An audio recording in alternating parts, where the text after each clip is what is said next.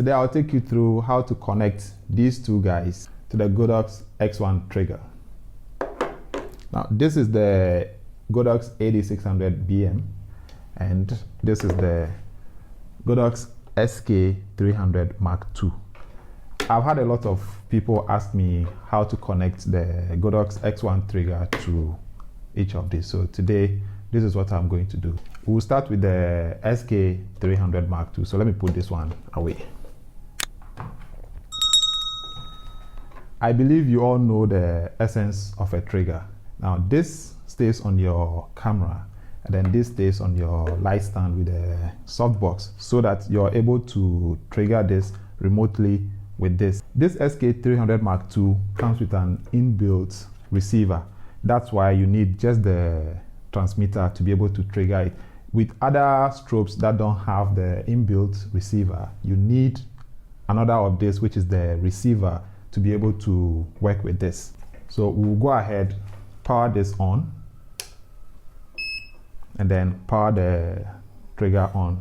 Once both of them are on, if we press the test here, see, it doesn't trigger this because we need to set them up to be able to sync. And then let's make sure the light is working. So we press the test on the light. You see, the light is working and this is also on. But when we press the test here, it doesn't trigger it. So let me take you through how to set it up. First of all, there are two things you need to know. There is a group and then there is a channel which needs to correspond on both of these, both the transmitter and the receiver. So let's set them up. On your SK, we need to set the group. So there's a group channel button here. So when you press it once, it cycles through the groups A, B, C, D, E, F. Then there is group 0, 1, all the way to 8. You can use the knob up here to cycle through. So let's say we want this to be on group C. So we leave it there. And then to change the channel, you need to press and hold. And we'll be able to change the channel. So let's leave it on channel 1. It's very important. Note the group and the channel on this because you're going to set the same thing on the trigger. So now we are on group C and then channel 1. So let's press this. And then let's go to the trigger and do the same thing. So once we come here, we are on group C. So we cycle through to group C. And then the channel is also on channel 1. So group C, channel 1 here.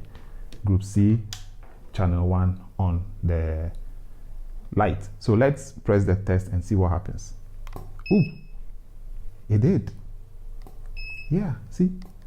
Okay, now the next thing is, after you get this working, you can control the power of the light from this. So you don't need to go behind this to change the power over here. Let's say this is on a boom arm and it's somewhere up there and you are behind your camera shooting. You don't need to always come here and then come and change it. That's the essence of this. So here, group C, we move it to C, then just press the group. Once it's blinking, we just turn it. So as we do that, it changes on the light as well. See, as we change it, it changes. See? Or if this is 1/2, okay, it's 1/2 over there. So if we test, you realize the power has gone up. Now let's go to full power, which is 1/1. And then listen. See, this is the highest, so it's very, very strong. See, let's take it to the lowest, which is 1/16. So 1/16, see? Now the first one dumped it, so this one, now you see, this is the lowest. So easily, we've been able to connect our SK300 Mark II to our Godox X1 trigger. How easy was that? If you like it, just hit the thumbs up and like this video. Next, we are going to do it for the AD600BM. So let's put this away and then deal with this. So first of all, we'll turn this on. Okay, so by default, this is on group A, channel 1. So we don't necessarily need to change anything. Once it's on group A channel and this is on a different group, so we can just go ahead and then look for group A. So we set it group A and then channel 1 over here. Okay, so it's on group A and channel 1 on the trigger. So let's test it and see what happens. That worked. Okay, let's say you don't want it on group A channel 1. Let's say you want it on group B. We just come on the AD600BM. There is group channel over here. So you just press it, it moved to group B. So now, if you press, it works. See? So now let's put the two of them together. This is on group B channel 1. This is on group C channel 1. So if we press the test here, it should trigger both of them. Do you believe it will? Let's test it. So you see, it triggered both of them. Both of them are being triggered. See? If you can't see, let me just place it like this. So you should be able to see the light from here and then from here. So see? And just like that, we've been able to connect both of them. So you'll be able to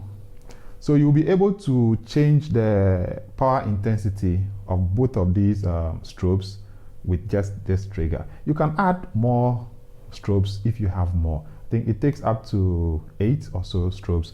So this makes it easy for you to shoot on location or even in the studio without having to move around, changing the power of your strobe. Now, you need to note that the strobe should have an inbuilt receiver before you can use this to trigger it. Otherwise, you will need another of this, which is the receiver, to connect to your strobe with the sync cord or however you need to do that to be able to trigger it. So let's recap. To be able to do this, of course, you need your Godox X1 trigger. You need your strobe. In this case, we are using the AD600BM and the SK300 Mark II. The SK300 Mark I doesn't have an inbuilt receiver. So with that, you need to get a receiver to connect to it, or you can just set it as a slave. So we've come to the end of this tutorial. If it's been helpful to you, don't forget to like the video and share it with someone you know will benefit from it. I hope this has been informative for you, and I'd like to thank you for watching.